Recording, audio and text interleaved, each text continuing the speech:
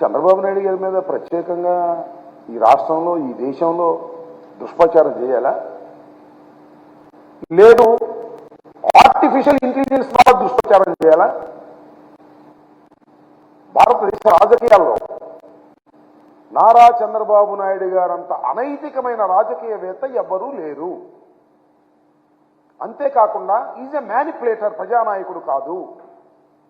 అనేక మోసాలు చేసి అధికారాన్ని నిలబెట్టుకోవడానికి ప్రయత్నం చేసేటటువంటి ఒక నీచమైన మనస్తత్వం కలిగినటువంటి వ్యక్తి అనేది చాలా స్పష్టంగా ఎస్టాబ్లిష్ అయిపోయినటువంటి ఫ్యాక్ట్. ఆయన మీద మన ఆర్టిఫిషియల్ ఇంటెలిజెన్స్ నాకు అర్థం కాల. ముస్లింల గురించి ఎప్పుడు ఏ విధంగా మాట్లాడాడో ప్రజలందరికీ గుర్తుంది, ముఖ్యంగా ముస్లింలకు మరింతగా గుర్తుంది. నేను మనవి చేస్తున్నా, ఇవాళ ఈ రాష్ట్రంలో భారతీయ జనతా పార్టీతో పొత్తు పెట్టుకున్నటువంటి సైకిల్కి ఓటు వేస్తే ముస్లింలకు డాక్టర్ వైఎస్ రాజశేఖర రెడ్డి గారు ఏ రాష్ట్రంలోనూ లేనటువంటి 4% రిజర్వేషన్ ఇచ్చారే, ఆ రిజర్వేషన్లు పోయినట్టే. రిజర్వేషన్లు కొనసాగాలి. రాజశేఖర రెడ్డి గారు ఇచ్చినటువంటి రిజర్వేషన్లు అంటే ఫ్యాన్ గుర్తుకు ఓటేయాలి. ఏం చెప్పారు భారతీయ జనతా పార్టీ వారు? తెలంగాణలో ఎన్నికలు జరుగుతున్నప్పుడు అమిత్ షా ఏం మాట్లాడాడు ఒకసారి గుర్తు తెచ్చుకోమని మనవి చేస్తున్నా. ముస్లింల రిజర్వేషన్ రద్దు చేస్తాం అధికారంలోకి వస్తే అనేటువంటి మాట మాట్లాడారు. ఇవాళ చంద్రబాబు నాయుడు గారికి ఓటు వేస్తే పొరపాటున అధికారంలోకి వస్తే మొదటిగా చేసేది ముస్లింల రిజర్వేషన్ రద్దు చేయటం. ఇది అవసరమా? ముస్లిం మైనారిటీస్ ఓటు వేయాలా? ఒక్కసారి ఆలోచించుకోమని మనవి చేస్తున్నాం. మేమంటే ఆయన మాట్లాడిన మాటలంట ఇంతకుముందు మాట్లాడారు చాలా సందర్భాల్లో. భారతీయ జనతా పార్టీకి జగన్మోహన్ రెడ్డి గారికి ఓటు వేస్తే భారతీయ జనతా పార్టీకి ఓటు వేసినట్టు పోయినసారి అని మాట్లాడినటువంటి సందర్భాలు మనం చూస్తున్నాం. దీనికి ఆర్టిఫిషియల్ ఇంటెలిజెన్స్ చెప్పాల్సిన అవసరం ఏముంది? వాస్తవాలు కావా? ప్రజలు గుర్తుపెట్టుకోలేదా? ప్రజలు చూడటం లేదా అని అడుగుతా ఉన్నా. అసలు నేను తెలియగలుగుతానండి. మీరు 2014లో ఇదే కూటమి, ఈ ముగ్గురే కలిసి ఒక కూటమిగా ఏర్పడ్డారు. ఎన్డీఏ అధికారంలోకి వచ్చింది, మీరు కూడా ఇక్కడ అధికారంలోకి వచ్చారు. మీరు అధికారంలోకి తీసుకొచ్చిన పాపానికి ఆంధ్ర రాష్ట్రాన్ని ఎంత గందరగోళం చేశారో ఒక్కసారి ఆలోచించుకోమని మనం చేస్తున్నాం. మీరు ఎన్ని దుర్భాషలు ఆడుకున్నారో నేను ప్రత్యేకంగా చెప్పాలా? మోడీ గారిని మీరేమన్నారో,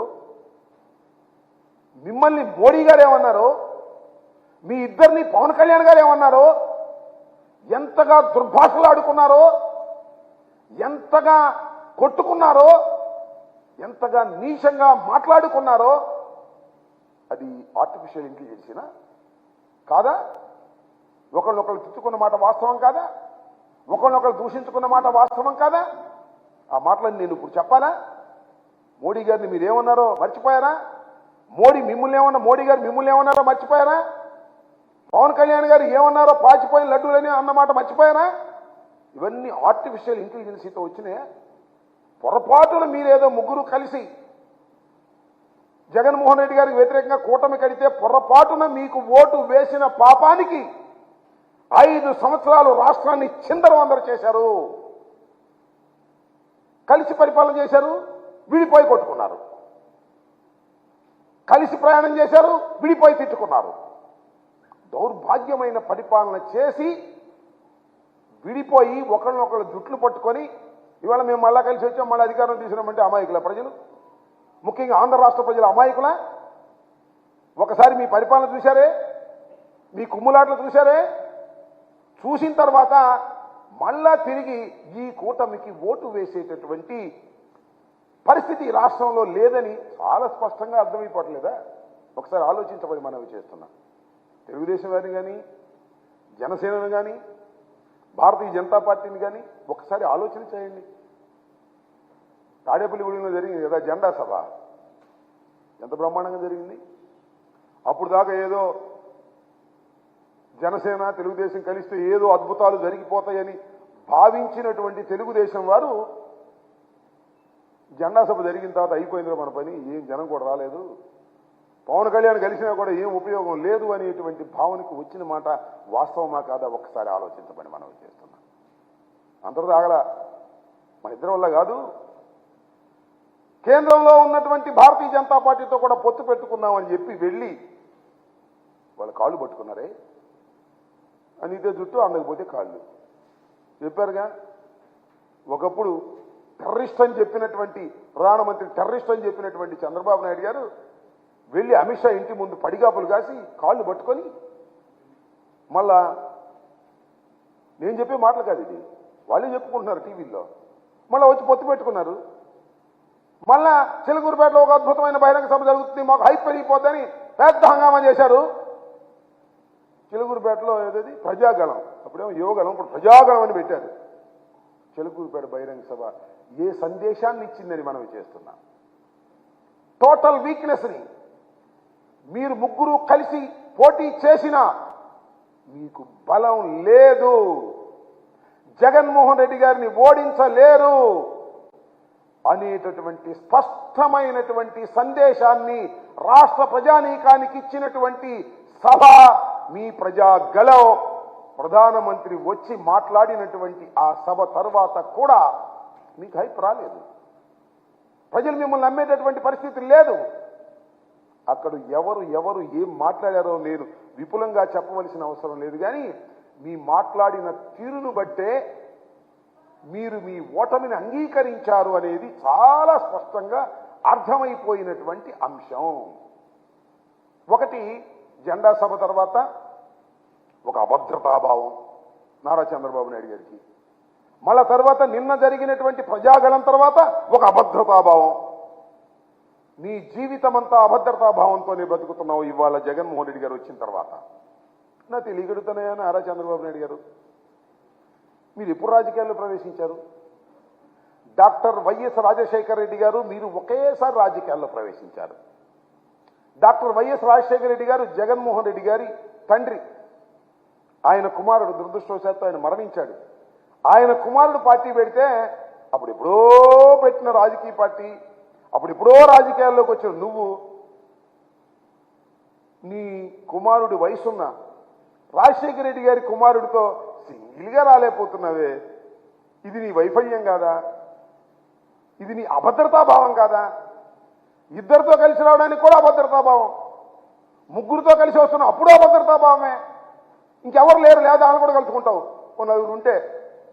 నీ మొత్తం రాజకీయం అంతా ఈ 5 సంవత్సరాలు అభద్రతాభావంతోనే బతుకుతూ ఇవాళ అంటాడు భద్రత లేదంట. ప్రధానమంత్రి గారు వస్తే భద్రత చూపించలేదంట రాష్ట్ర ప్రభుత్వం, పోలీసు యంత్రాంగం.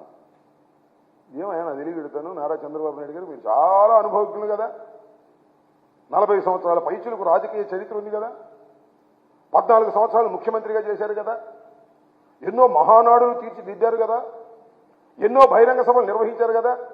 జగన్మోహన్ రెడ్డి గారు కానీ ఎక్కువ బహిరంగ సభలు చేశావు నువ్వు నీ జీవితంలో. నీ దుంపదగా ప్రధానమంత్రి వస్తుంటే మైకు కూడా సరి చేసుకోలేని వాడివి, మైకు కూడా ప్రధానమంత్రి మాట్లాడేటప్పుడు వినిపించుకోకుండా పోతే అది భద్రతా వైఫల్యమా? That is not your negligence. అది నెగ్లిజెన్స్ కాదా? అది నీ అభద్రతాభావం కాదా? ప్రజాగళంలో మైకు మూగబోయింది అంటే అది అపశకునము కాదా? అది నీ ఓటమికి దారి తీస్తుందని అర్థము కాదా? ఒక్కసారి ఆలోచించుకోమని మనవి చేస్తున్నా. ప్రజాగళంలో నువ్వు ఏర్పాటు చేసుకున్నటువంటి ఒక రాజకీయ మీటింగులో మైకు సరిగా పనిచేయకపోతే, ఆ మిక్సింగ్ ప్రజల మధ్యన ఎక్కడో తీసుకెళ్లి పెడితే,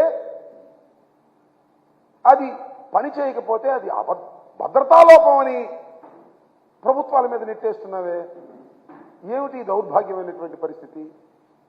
అసలు నువ్వు మాట్లాడుతున్నప్పుడు కానీ, పవన్ కళ్యాణ్ గారు మాట్లాడుతున్నప్పుడు కానీ, మోడీ గారు మాట్లాడుతున్నప్పుడు కానీ చైర్లన్నీ ఖాళీగా ఉన్నాయే. ఎందుకు ఖాళీగా ఉన్నాయి? అది కూడా ప్రభుత్వ భద్రత లోపమా? ఇది సరుకు లేకే కదా, నీ పార్టీకి సరుకు లేదు, ముగ్గురు కలిసినా సరుకు లేదు, జనం రాలేదు, చైర్లన్నీ ఖాళీగా ఉన్నాయి. ఇంత వైఫల్యం చెంది ఈ వైఫల్యాన్ని ఎవడి మీద పెడదాం? జగన్మోహన్ రెడ్డి గారి మీద పెడదామా? ప్రభుత్వం మీద నెడదామా, పోలీస్ యంత్రాంగం మీద నెడదామా అనేటువంటి ఒక నీచమైన ఆలోచన తప్ప మేము ముగ్గురు కలిసినా జనం రావడం లేదు, ఏమిటి కారణమని ఆలోచించుకునే పరిస్థితిలో మీరు లేకపోవడం చాలా దురదృష్టకరమైనటువంటి అంశంగా నేను భావిస్తా ఉన్నాను. దాంతోపాటు ఎక్కడ చూసిన పుస్తకాల మీద జగన్మోహన్ రెడ్డి గారి బొమ్మేనంట. అదేంటి ఇళ్ల పట్టాలు ఇచ్చిన దాని మీద జగన్మోహన్ రెడ్డి గారి బొమ్మేనంట. స్కూల్ బ్యాగుల మీద జగన్మోహన్ రెడ్డి గారి బొమ్మేనంట. అవును, అవి చెరపగలవేమో, కానీ నువ్వేదో అయ్యి చేసి అయ్యేమన్నా చెరిపేస్తావేమో దొంగచాటు వెళ్ళి, కానీ నువ్వు మర్చిపోతున్నావయ్యా నారా చంద్రబాబు నాయుడు గారు. You are a very very senior politician, మేము ఒప్పుకుంటాం. నువ్వు రాజశేఖర రెడ్డి గారితో పాటు రాజకీయాల్లోకి వచ్చినటువంటి వ్యక్తివి, చాలా చూసావు, చాలా చక్రాలు తిప్పానని చెప్పావు. That is all artificial intelligence. అప్పుడు లేకపోయినా ఇది మ్యానిపులేటర్. నీకు ఒక్కటి మనవి చేస్తున్నా, ఈ పుస్తకాల మీద బొమ్మలు చూస్తున్నావు లేదా పట్టాల మీద బొమ్మలు చూస్తున్నావు, మరిచిపోకు. రాజశేఖర రెడ్డి కుమారుడు జగన్మోహన్ రెడ్డి ప్రజల గుండెల్లో బొమ్మై ఉన్నాడయా, పిచ్చోడా, గుర్తుపెట్టుకో. 5 సంవత్సరాల పరిపాలనలో ప్రజలకు మేలు చేసి 30 లక్షల మందికి పట్టాలిచ్చి సంక్షేమ కార్యక్రమాలు నిర్వహించి ప్రజల గుండెల్లో బొమ్మలా నిలిచిపోయినటువంటి వ్యక్తిని చెరపటం నీకు సాధ్యపడిద్దా అని అడుగుతా ఉన్నా. 3 కాదు 3,00,00,000 మంది ఏకమైన జగన్మోహన్ రెడ్డి గారు ప్రజల గుండెల్లో ఏర్పాటు చేసుకున్నటువంటి చిత్రాన్ని చెరపలేరెవరు, అది నువ్వు చూస్తావు, తొందరలో చూస్తావు. జూన్ 4 కదా, జూన్ 4వ తారీఖున చూస్తావు. ఒక్కసారి ఓపెన్ చేసిన తర్వాత ప్రజలు నొక్కిన ఫ్యాన్ బటన్స్ చూసిన తర్వాత అప్పుడు గుండె ఆగుతుంది. నీకు గుర్తుపెట్టుకోమని మనం చేస్తున్నా. ఎన్ని కుట్రలు కుతంత్రాలు చేసినా, ఎల్లో మీడియా ఉందని రోజు దుష్ప్రచారం చేసినా, జగన్మోహన్ రెడ్డి గారి మీద బుట్టలు బుట్టలుగా బురద జల్లినా, మీ రామోజీరావు లేదా మీ ఆంధ్రజ్యోతి రాధాకృష్ణ, TV5 నాయుడు ఎంతమంది ఎన్ని బురదలు జల్లినా ప్రజల గుండెల్లో ఉన్నటువంటి జగన్మోహన్ రెడ్డి గారి బొమ్మని చెరపటం ఎవడి సాధ్యమో కాదని మనవి చేస్తున్నా. చేతగాని వాళ్ళు చేసే పనులన్నీ చేస్తున్నారు. ఎవడి మీదో నెట్టేసేది, నడవలేక దారి ఒకడన్నా అంటే ఒకడెవడు వెనక. ఆ సామెతిగా నీకు ప్రజలు రాకపోతేను, నీ మైకు పనిచేయకపోతేను ఎవడి మీదో నెట్టేసేయాలనేటువంటి దుర్బుద్ధి వాళ్ళంతా ఆ ఆంధ్రజ్యోతి ఈనాడులో వైఫల్యం, భద్రతా వైఫల్యం అని ఓ పుంకాలుగా వాళ్ళు వీళ్ళు స్టేట్మెంట్ ఇచ్చి అవి చూపించి అసలు చిలకూరుపేటలో ప్రజాగణం అట్టర్ ఫ్లాప్ అయిందనేటువంటి విషయం ప్రజలు అనుకుంటుంటే దాన్ని దోవ మరలించాలనేటువంటి ప్రయత్నం చేయటం చాలా దురదృష్టకరమైనటువంటి అంశంగా నేను ఈ సందర్భంగా చెప్పదలుచుకున్నాను.